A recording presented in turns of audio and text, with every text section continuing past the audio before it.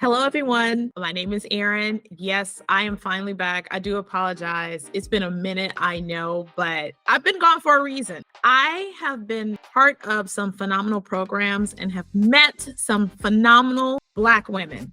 And I have to introduce, I want the world to know who these people are, because while I think it's super important that you listen to podcasts and other shows that interview leadership folks who are in the C-suite, I think it's the most important thing to talk to the folks boots on the ground who are actually doing the real work. So I am going to take this opportunity now. Thank you. Welcome. Today we have Lexi Crawford, who is an operations program manager at Google. Lexi, listen, I'm excited for this conversation because what people don't know is we were part of a leadership program. And when I first met you, like, you was quiet, you was in the pocket, and I was like, okay, she gonna be one of them that just don't like contribute to the whole conversation.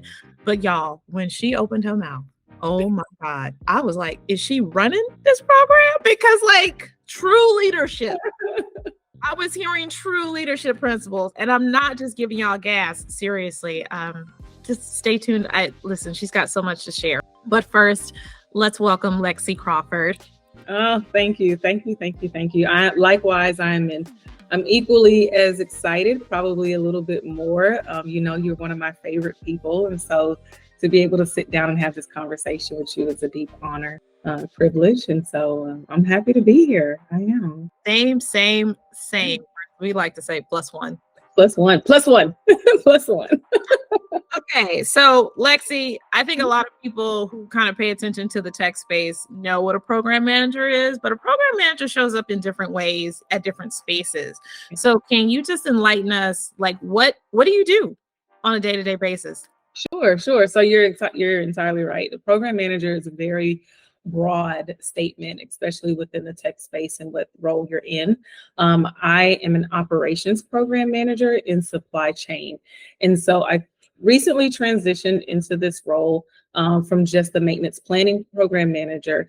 My background is in mechanical engineering. I've worked in oil and gas. I've worked in power generation. I've worked in upstream, downstream design. I worked in the legal industry and now in tech. And so I tend to, let everyone know a program manager is just a project manager on steroids, right? Like, instead of a project manager having a project that starts, is built out and ends, and then moves on to the next, a program manager has a body of projects within a specific area. And so you do have projects that tend to run cycles and end, but it's all underneath one umbrella that just never ends. And so in my role in supply chain, I deal with the generator commodities for our data centers, and our data centers in Google are internal customers. And so even though my background is in mechanical, I'm learning a lot electrically, and it's fun. It's a fun new challenge.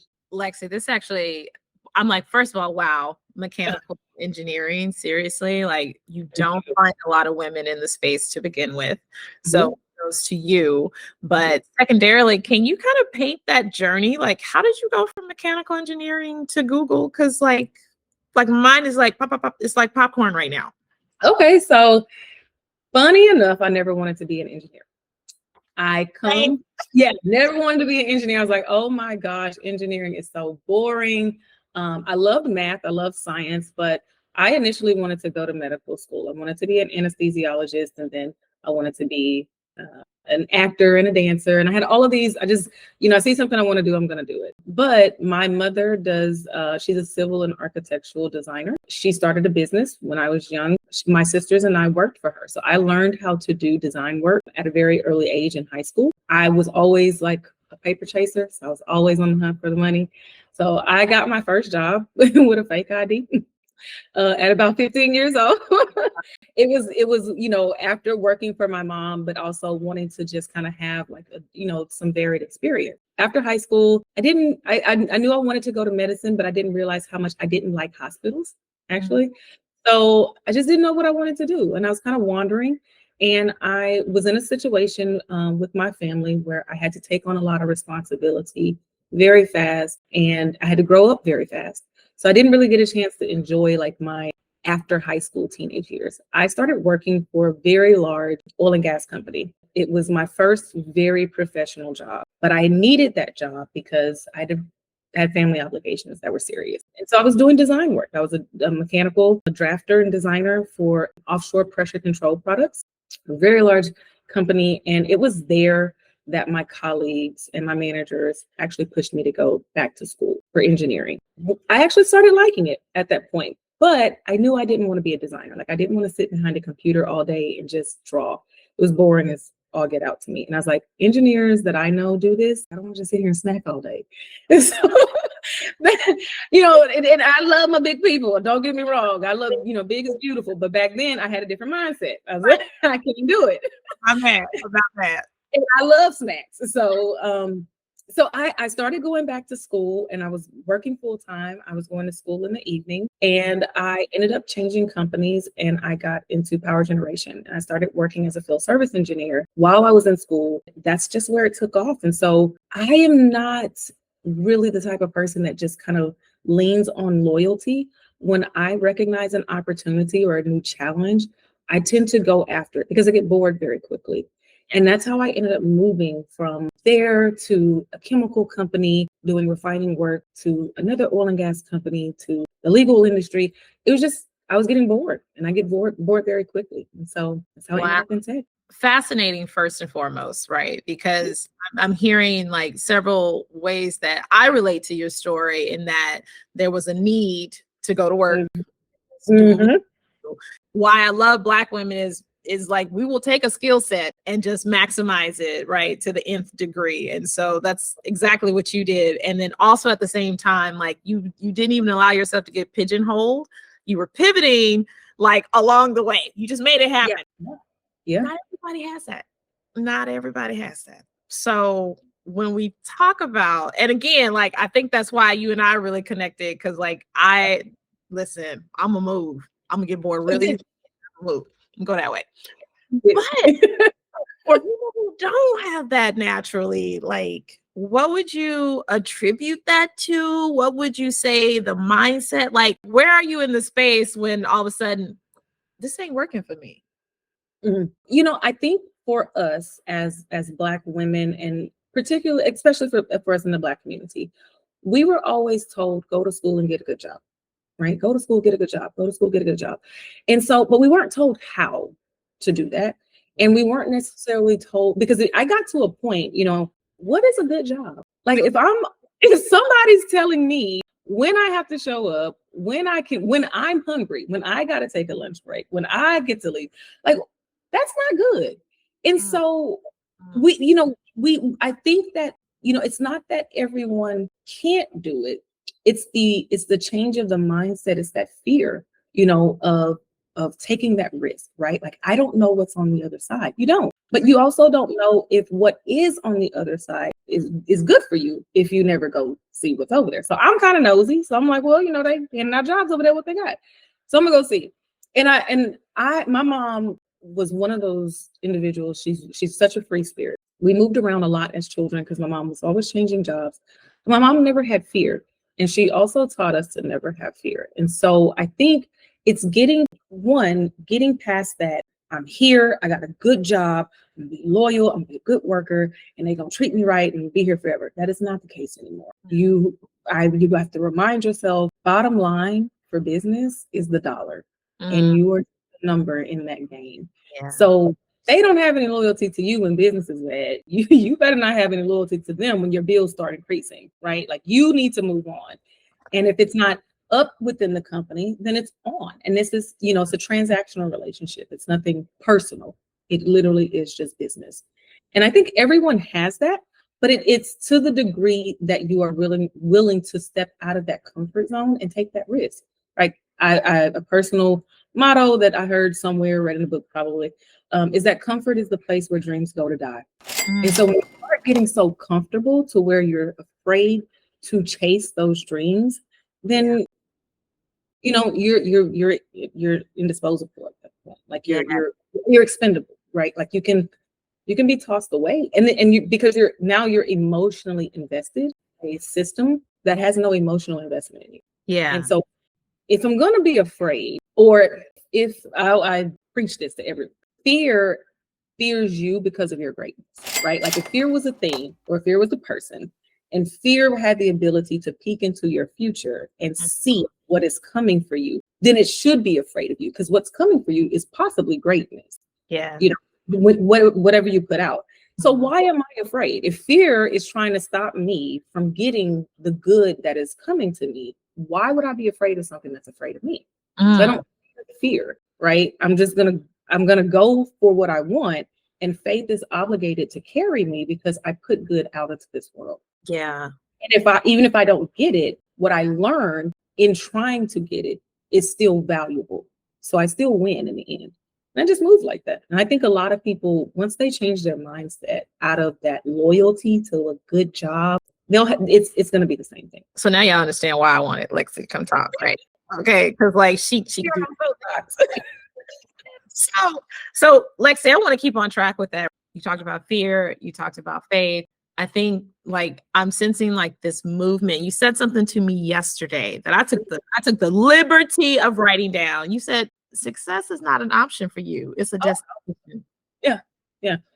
Can you again, I want to step into not everyone has that mindset. And so they can't even identify with what that actually means. Can you drill down on that a little bit? Every day that I wake up, it's, what am I going to win today? There is no wasted day for me. There is no wasted time. So even when I say like success is not an option, it doesn't have to be something major. It's the fact that I got through the day without going off on anybody. That's a win for me. Yes. I got through the day without quitting my job. Like that's a win for me. You're celebrating the small wins, but also because of the fact that I don't have any fear on what I know my destiny is, and that it doesn't, it's not some position, just success, period, is my destiny. That's our birthright, right? It's not an option. Like it will happen. So I don't make a plan B because success is my plan A. So I only focus on my plan A. And I get up every day, and whether I do something major or I do something minor, it is still a win because I could have done nothing at all, right? So even baby steps are steps forward. So it doesn't have to be some giant leap, for all of mankind. Me just getting up and doing something towards my goals, something to better myself, something, professionally, personally, psychologically, mentally, and whatever happened that day that I can count as a win, that is a success for me. And I take that and I let that, it's almost like a portfolio, if we're going to talk about program management or something, then that's just a win. And I count that as a win to keep me motivated to move forward. And so there's no, I don't dwell on what could have been, what I should have done. If I could have done it, I would have. Yeah. If it should have happened, it would have happened. So, you don't cry over spilled milk. You just wipe it up and buy another gallon. I just move on. It's like, okay, well, hey, that milk must not have been good for me to drink. So I'm just going to go get some more. And I just move on. And that's a win, right? And I don't harbor on all of the negative, because if you do, then you're distracting yourself from success. And that's what fear wants. Fear wants you distracted from what your birthright is. And that's success in whatever form that the universe chooses to give that to you. Those small, nuggets that come along the way, and that confirmation. If I receive confirmation from someone, that's success for me, because it reinvigorates my spirit to say, you know what, I'm not where I want to be. I'm grateful that I'm not where I could have been, but I know where I'm going. So I'm still right on time. Oh man, girl, I'm gonna listen. Okay, so I'm gonna have to play this back for my own notes. Okay, yeah. Because I'm like, oh, this is so good. Dang it. Anyway, you talked about professionally, personally, and you said psychologically. You were talking about wins. So we both know not every day we get to have these wins, especially on the job, right? And especially because of who we are, how we represent, and what that looks like to other people can sometimes cause us problems, right? I'm curious, what makes you stay in the space as a Black woman in tech? Surprisingly enough, and I try to tell people that I'm super shy. I'm a social introvert. I can stand to be around people and get what I need from them. And then when I need to be by myself, I'm like, I cut everybody off. So, um, but growing up, I was very shy. I was very much an introvert. You know, I focused on my goals and I spoke very minimal, and I was head down focused on moving forward. I enjoy a good challenge. I do. Once I know that I have peaked and the challenge isn't there for me, it's not fun for me, and I can't genuinely celebrate my accomplishments without feeling like I could have done more in a challenge to myself. Like, man, like, you know, it's a win, but it's a win. I want it to be like, man, this is a damn good win. Like you did it. You did it. If nobody else did it, you did it, right? Like I want that level of Super Bowl type win. And if I'm not getting that on a consistent basis for myself, then you know it's time to move on. So I enjoy the scrap of a good challenge, a good fight, clawing my way to the top. I'm extremely competitive, respectfully, you know. But if you know the way that I see it is that you know if we're handing out wins and if only one person can get it, then I'm gonna get it. Might as well be you. Well, but why? You know, I don't ask why me. I ask why not me? Why I deserve it? You know, why not me? Why don't I be blessed? You know, so I once I get to the point where that's not the question anymore, and then it's time for me to move. And that's what keeps me here for right now. Okay. So what I noticed in talking to you, right? You got there's a certain fuel driving you. Mhm. And I'm curious. I always like to talk about how you mentioned the universe earlier. Like we are the center of our own universes. And so I'm curious for you, like what actually keeps you centered? Because I heard you talk about like, I like a challenge, but like there's something underneath that, right? And so like, if you can kind of share, and the reason for sharing is like, I really want people to start to understand who they are initially and what they bring to the table, right? And so can you talk about that a little bit? Of course. So yes, I do enjoy success. But I always, you know, remind myself that, you know, people say it's lonely at the top. It's only lonely at the top if you don't bring other people with you, right? Like we are connected. We're not islands. You know, life is not meant to be done alone. We are obligated and responsible to and for each other. And so for me, what keeps me centered and grounded is, like I said earlier, I'm grateful that I'm not where I could have been. So a lot of people that I experience see where I am now without understanding what I went through to get here. So when I say, you know, like I went back to school, had to, you know, serious family situations. It was because when I started school, going back to school, I had custody of 3 children. You know, I was like 20 years old. I had custody of 2 of my nieces and my nephew. They wouldn't be separated. I've been homeless before my last year of college. I was sleeping in my car. It's, you know, it's those types of things that I can look back on and say, not that I can never forget that. And so for me, I'm grateful I'm not there. But if I never got another blessing in my life, I'm also grateful that I experienced that and what I have now, because I wouldn't know how to be centered if I hadn't gone through that, to be grateful for what I have. People look at you like for where you are, and they really don't understand why you are successful, because I had to fight and scrap through all of that in life to get to this place.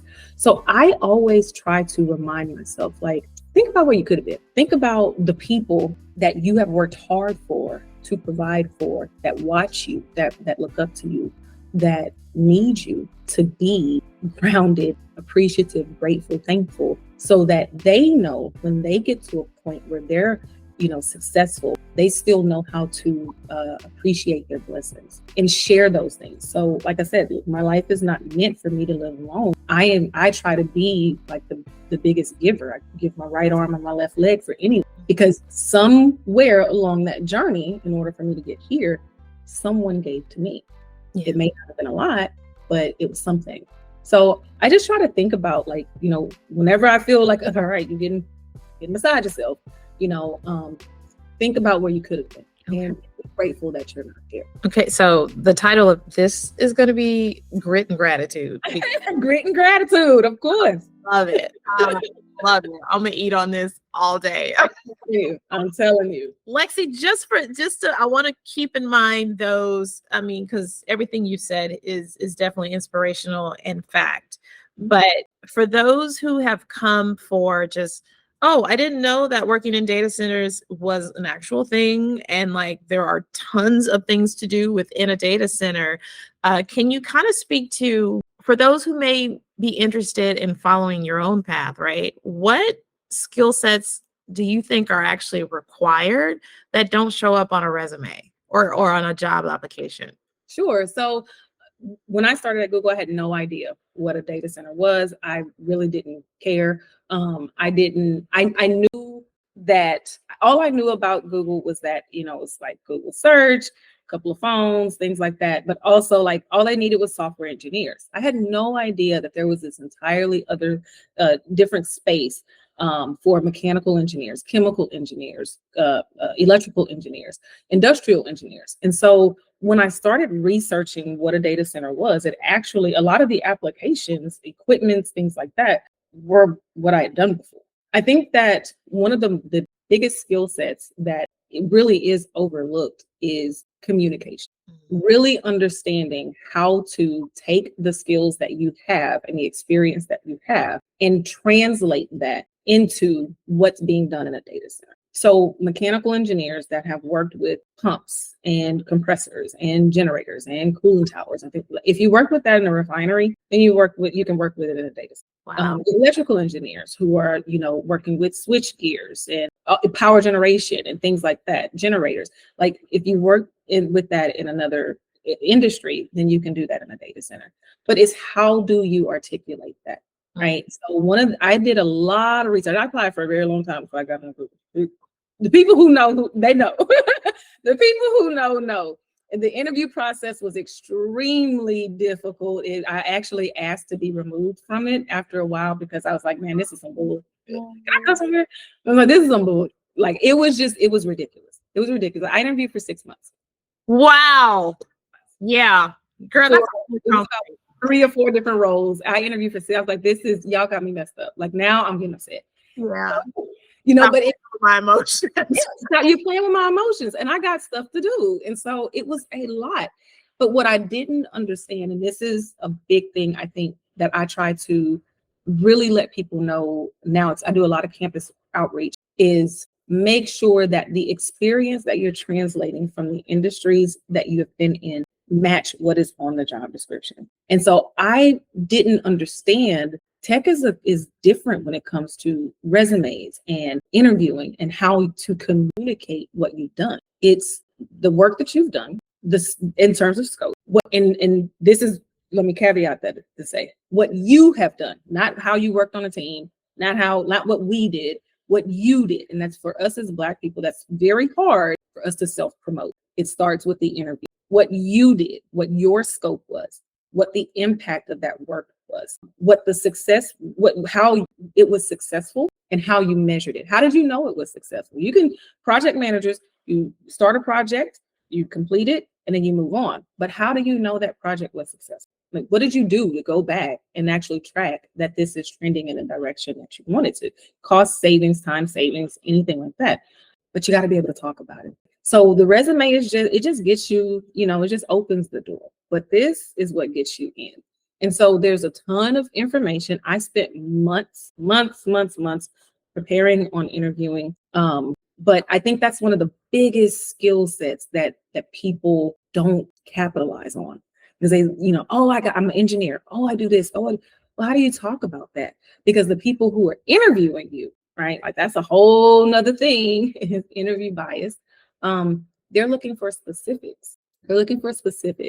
And so being able to communicate that, but outside of that, it's basically the same trades. Like you have the mechanical, you have your electrical. I don't necessarily think you have to have a ton of experience. I really don't. But I think that your experience needs to match what's on the resume. It's really just communicating it, And I'm gonna make sure that these things show up in the notes because that's you. Listen, this right here. Even the interview stuff, like the time that it took, I don't think people truly understand. I was recently at Afrotech and people were talking about the interview process and how like, I can't even interview with Google because it's going to take too long. And I kept telling them like, don't let that deter you. Or if you got turned down, the first. Like this is what my mom taught. Like a no was not a no forever. Oh. A no was not a no forever. And my mom never told us no. So when I get told no, it does something to me. So I got to make your no a yes. So I interviewed for 6 months, but I applied for 6 years. Oh, people don't. And so because you told me no the first time, you're gonna tell me no for something I won't. Like who does that? You don't know who you. I'm the kid. Like you can't tell me no. Like So now I have something to prove, right? Now that there's a little fight in me now. So please, people do get very burnout on the interview process, and they do get intimidated by the interview process. But if you know that this is where you're supposed to be, know that first. Know that this is a place that you want to be, and you're supposed to be, however long that's supposed. That is. What are you giving up for? You want to let somebody talk you out of what's yours? Don't do that. Oh, now come on. Don't do that. God, I need you in my ear like every morning. Like, what are we doing? All right, now it's time to get up and go to work. What we doing? What we winning today? I love this. I wasn't prepared for this part. See, I had questions and I'm like, the hell with those. So, wow. Lexi, I guess I have a couple more questions for you. And then, because I know you're busy. You talked about interview bias. Mm-hmm. And a lot of us will have bias stopping us at the door and not even attempting to open it, right? We will use that as an excuse for why we can't do something. I'm not going to pretend that we don't experience bias on the job sometimes, right? Bias should never be a deterrent. It should be the motivator. Maybe that's the wrong word, but I'll let you take it from there in terms of your opinions on that. No, I 100% agree.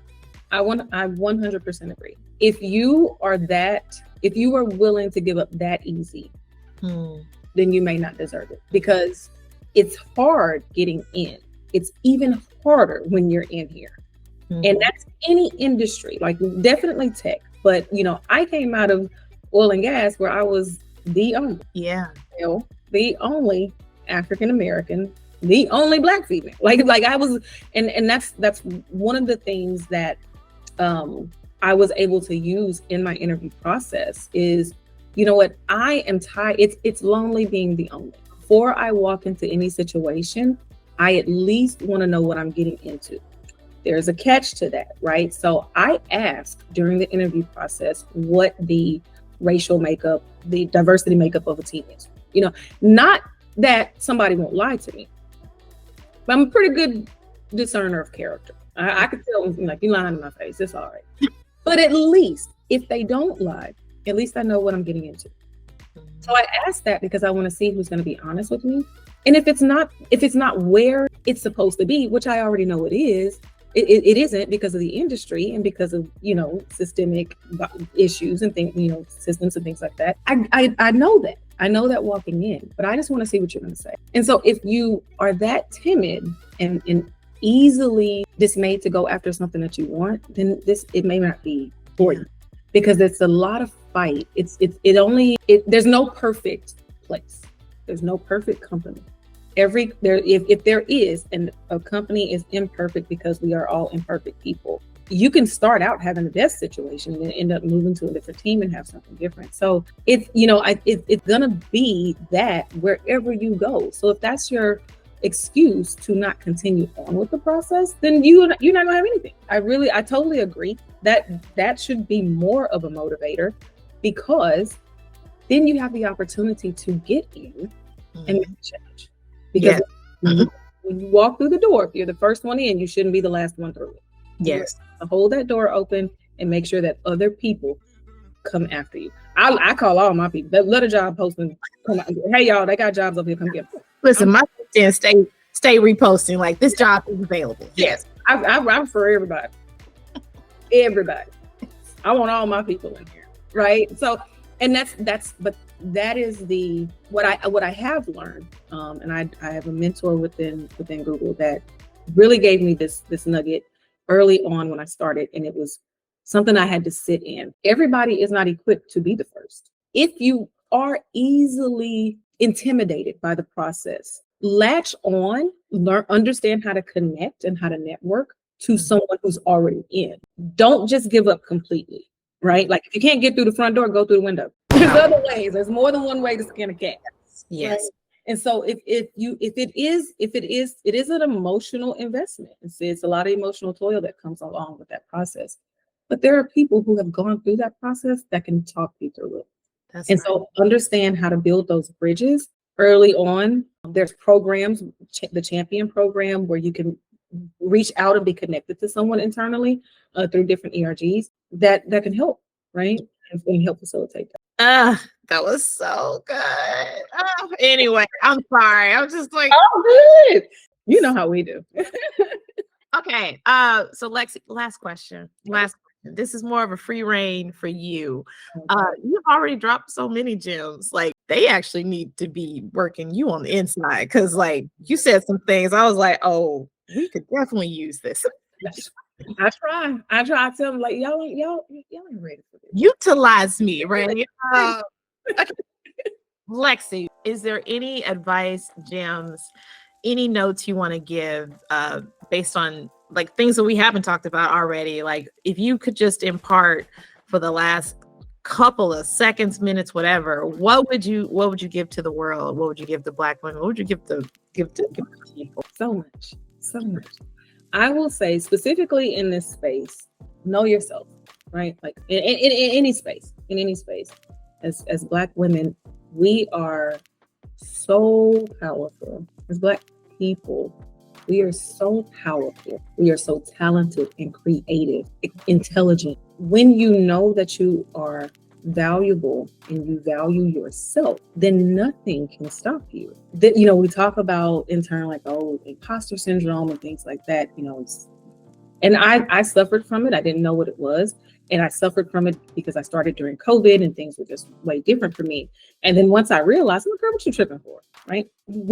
Because I know my power and I know that this world, the universe, whatever owes me. We talked about yesterday, right? Like success is your birthright. The universe is obligated to give you what you demand of it. It will give you anything if you just accept it. But when you demand what is yours from this universe, because you value yourself and you know your worth, the universe is obligated to give that to you. Yeah, it is. And what we have to understand and what we have to accept is that we deserve it. We deserve it. Yeah. Yep. That's the thing. That's it. That's the principle, that you actually deserve it. You deserve it. You've earned it.